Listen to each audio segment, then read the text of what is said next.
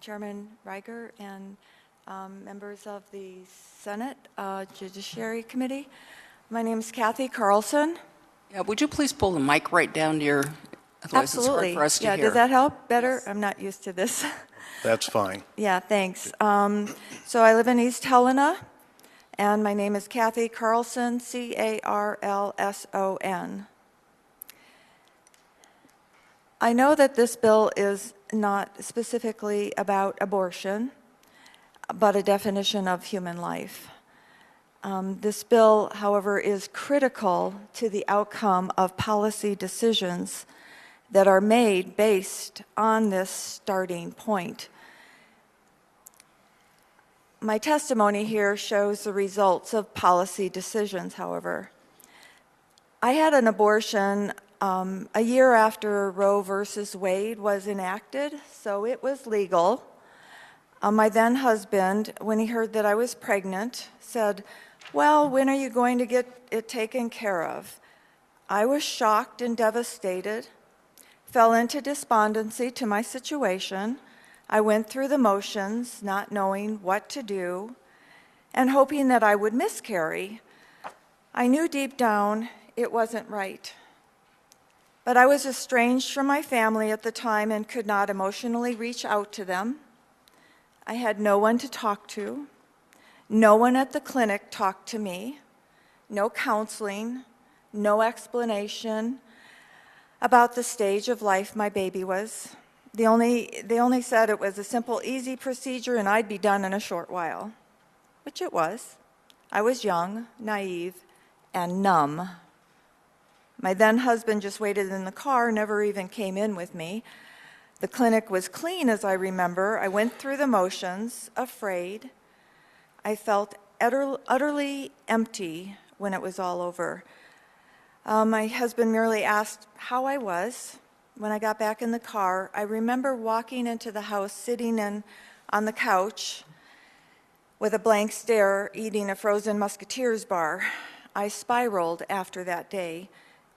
It led to divorce and seeking something. The next couple of years, I struggled so, inside and with God. Although I asked and knew He understood me and forgave me, but I still didn't fully understand the consequences of my actions and the emptiness I had. I decided pro-choice was the appropriate stance to take. Every woman has the right to decide, right? I subsequently was blessed with another child, a daughter, but the consequences of my choice kept piercing my heart. In 2012, my daughter became very ill during pregnancy, developing HELP syndrome. And at 23 weeks, she had to be airlifted to Great Falls Hospital that had proper facilities to save her life. Her organs were shutting down due to her baby fighting for his life too. The doctor knew this baby needed to be delivered in order to save my daughter's life. But he also knew the baby was a fighter and gave him a chance to live. Within the hour, baby John was born alive, but he was only 9.3 ounces and 9 inches long. So tiny, but perfectly formed, with broad shoulders and skinny little legs. He cried and moved his body so sweetly. He was a joy. He only lived for 5 days.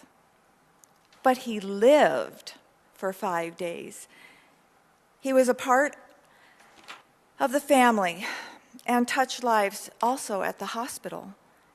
He died in my daughter's arms with his tiny little hand on his daddy's finger. It was through this experience that I came to the complete awareness and understanding that these little ones are babies at the time of conception. I think it was about 4 months along, I was 4 months along, when the abortion clinic pulled apart or sucked my baby's limbs and head out of my womb, most likely in tiny little pieces, and with great pain to my baby. I didn't know how a baby developed at that stage or even younger. I legally murdered my baby.